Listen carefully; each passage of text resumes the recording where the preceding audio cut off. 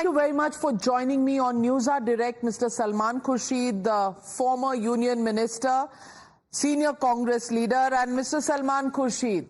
The Congress extremely happy with the results of this election. What do you think the message of this election of 2024 is all about? Well, it's difficult to describe it as one single message, and I think there are a whole lot of messages that come from an election, particularly of an election over such a large area as the whole country.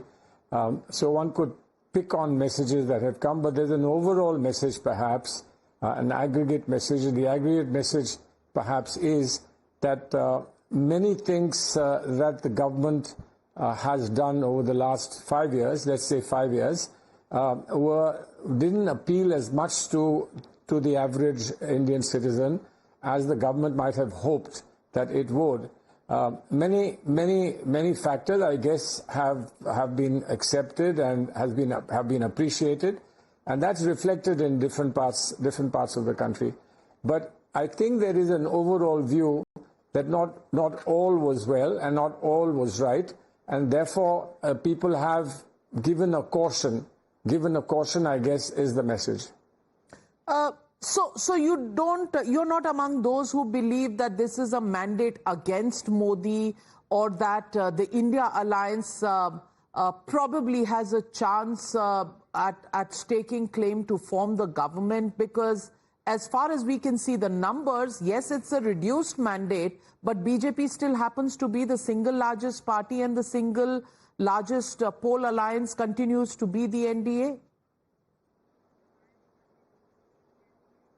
Well, certainly that's true. That is true, and that's why they seem way ahead of in the race to form a government. They have the status quo advantage. They have the single largest party advantage, and they have, of course, the overall majority figure of their alliance. I mean, there's no doubt about that. But if somebody was to say that this is all in pink of health, all is fine and it's time to celebrate, I would think that if one was serious and one was concerned about the BJP and its allies, they would say that, look, we need to do some reflection. We are lucky that we've got back into government, but we need to reflect on things which have not been appreciated, perhaps, if I can put it like that. And what do we need to do that the acceptability level is much higher? What do we need to do? I think this is what any serious participant would want to do. But I'm not sure exactly how this message has been taken by the ruling alliance, and what they think that they need to do about it. They may find that this is worth their while and they need to make no course corrections, but that's their call and their decision. Mr. Salman Khurshid, as far as the Congress party is concerned, yes, you have almost had 100% or close to a 80%, 80 to 100% rise in the number of seats that you have in the Lok Sabha. However, out of the overall seats contested, the Congress party has a strike rate of 30%. Do you think, while it is time to celebrate for the Congress party, there is a distance that the Congress will still need to cover to come back to its earlier days of glory? Well, absolutely. When I talked about caution that the ruling party or ruling alliance might wish to give itself, I think equally there are issues that we need to handle. We may call it a celebration, we may call it a sense of relief, satisfaction, whatever you may call it, but it's very clear, it's clear to anybody that we are off the mark, and we can't say that this is all that we were hoping to achieve and we've achieved that. We were obviously hoping to achieve more than this, and we were hoping to achieve more than this in a united, combined effort of all the alliance partners. It was not the Congress alone. Congress may have been seen as driving the alliance. Congress may have been seen as a party that will come out with the largest number when the results come in, etc. But be that as it may, everybody was contributing, and in everybody contributing, the target obviously was that we would reach the majority target, which we didn't, and therefore a caution for us as well. And a caution for us as well that there is something more that needs to be done in whatever we may have offered and how brilliantly we may have offered it, but there is something more that people were hoping that we would give, or something more that the people have yet come to a conclusion that we haven't been able to provide. So let's get back to the drawing boards and work again. Third time in opposition. How seriously will the Congress party need to look at its road ahead? And what do you think when you say that, yes, you expected more? What do you think more needs to be done as far as the Congress is concerned? Because let's say states like Himachal Pradesh, where you have a government, you haven't been able to get a single Lok Sabha seat. The state like even Madhya Pradesh, where you've just fought a battle of the assembly elections, you don't have a single seat. It's a clean 100% sweep for the BJP. Similarly, Uttarakhand. What does the Congress need to do going back to the drawing board specifically on these states? Well, look, quick reactions on this will not be a good thing. Just to take an example, let's look at Himachal Pradesh. Now, obviously, as far as parliamentary election is concerned, we don't have a satisfactory result. But there were by-elections. There were by-elections which must have been hotly contested, where people had switched the party and gone off and got disqualified. Now, majority of those seats have come to us in the by-elections. So, therefore, to come to any one single proposition about what the state of Himachal Pradesh is very difficult to make now without serious, deeper analysis. But of course, Madhya Pradesh is a problem, Chhattisgarh is a problem, and we think that this is a problem that can't just be wished away. We'll have to do something on it. We'll have to analyze and figure out why this has happened. But remember that this is an election where very dominant, established, stable parties were completely wiped out. Look at what's happened in Andhra Pradesh. Look at what's happened in Orissa. So I think a larger analysis is called for. What is happening in the country? Why, with the dominant force, at least till yesterday, till before the election results came, a dominant force that the BJP and the NDA were, why they faltered somewhere, if at all it can be right to say that they faltered.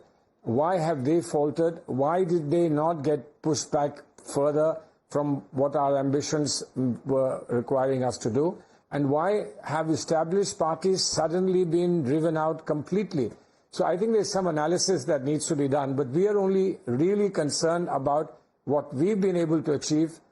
But the analysis as far as our own achievements are concerned, again, has to be a complicated analysis, because this achievement can't be attributed entirely to the Congress. It is the alliance, and not everything that the alliance has got or partners in the alliance have got can be attributed to entirely their own effort, and not to a joint or a combined effort of the Congress with them.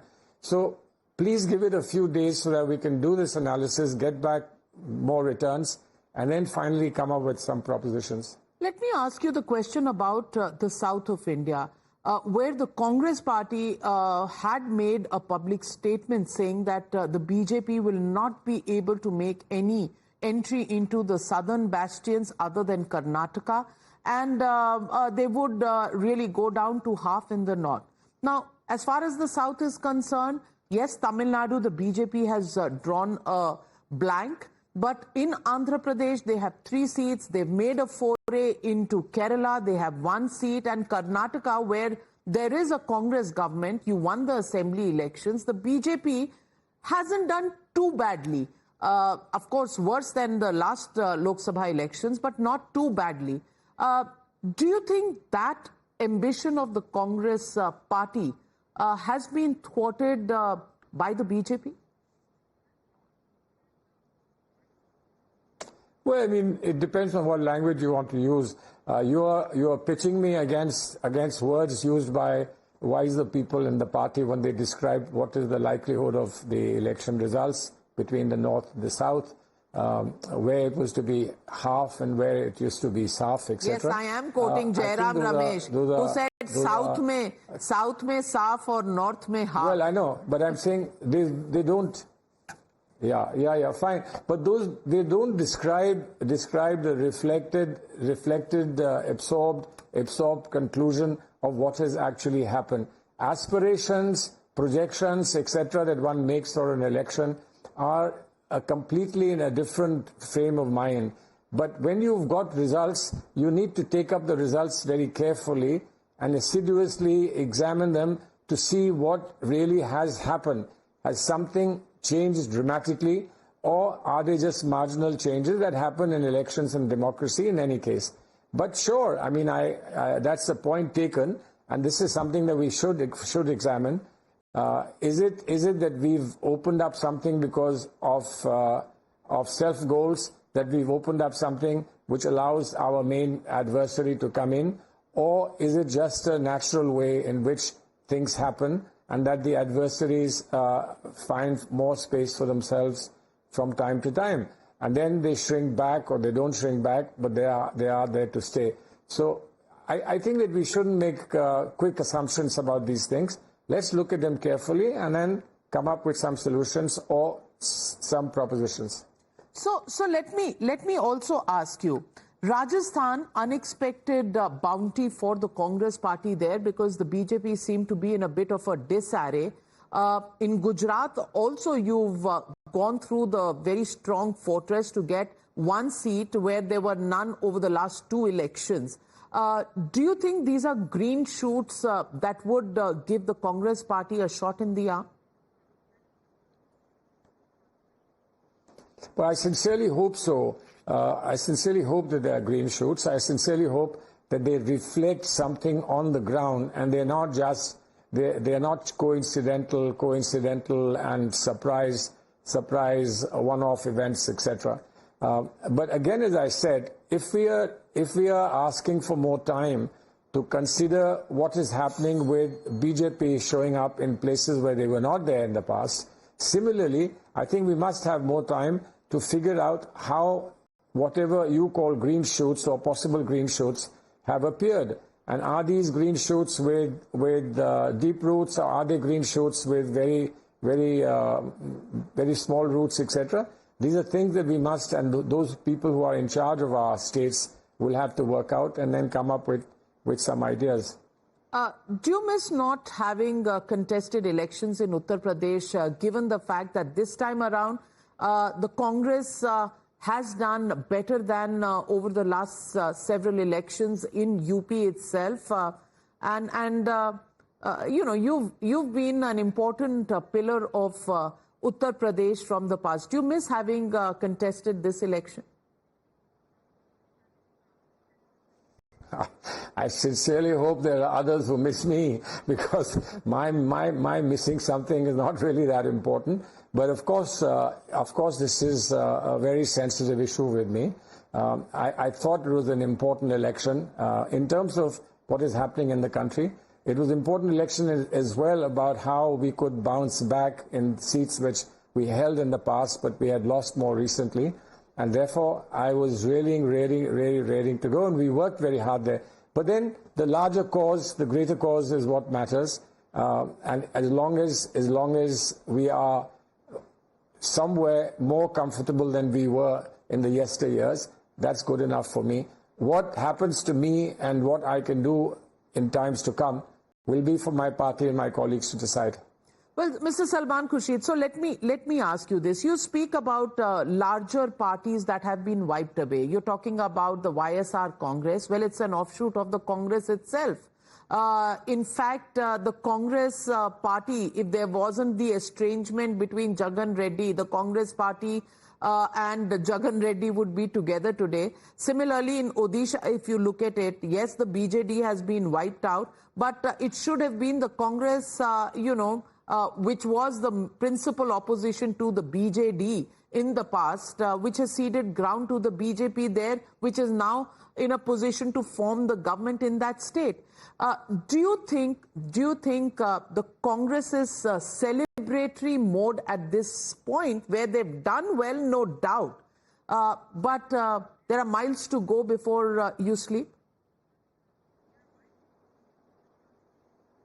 No, I think the idea of going to sleep is something that we must give up. We have to stay awake for a long, long time and give up on the comfort of sleep. We have a lot of work to do. We will continue to do the work. It's not just work about winning states and seats and so on.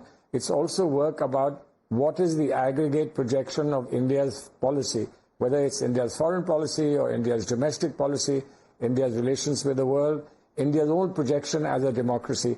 Now, very clearly, without making this controversial, there are differences of opinion between us and the ruling establishment about what democracy means. Perhaps sometimes there are differences of opinion about what secularism means. Now, this will have to be sorted out one day, whoever remains in power, but this will have to be sorted out as a national consensus. What is secularism, what is equality, and what is democracy? We need to work on these. Now, I don't know whether the government will create an atmosphere in which a conversation like this can take place for the benefit of the entire country. But do you think a stronger opposition, which is the mandate of this particular election, will give you a conducive environment if blockages is not the only objective and debates and discussions of this kind come up in Parliament? Certainly, I think there's no doubt about that. A strong opposition is good for democracy, and I don't have to say this myself because this is something that the ruling establishment itself has repeatedly said, whether they believe it or not, but they have repeatedly said that India must have a strong opposition. Now, India has a strong opposition, but that creates more responsibility for the ruling establishment as it does for the opposition itself. So the great challenge for us up till now was to see if we can displace this government, but the challenge henceforth will be that we do a good job and a remarkable job as an opposition and a responsible opposition, not opposition for the sake of opposition, but opposition for better governance of the country. Before I let you go, Salman Khurshid, I want to ask you, do you fancy a chance over the next, let's say, a few months or over the next couple of years where your alliance, which is the India alliance, could make a bid for forming government at the center? What's your hunch? You're an experienced politician, or do you think NDA will not give you that room? It's very difficult. See, there is unfortunately a trend in our country of late where people switch sides on the smallest reason. I don't think that's necessarily a good thing in the long run for the country, and therefore, learning to live with the truth that somebody has beaten you to the finishing line is something that is important for democracy. And for those who do make it to the finishing line before you, for them to recall and remember that the finishing line comes again and again, every 5 years or perhaps more often. But to hope that, you find ways and means of sabotaging or frustrating the success that somebody has achieved is, I think, not a very pious hope as far as democracy is concerned. But when this happens, there's a lot of people who throw in their ideas and throw in their wish lists, etc.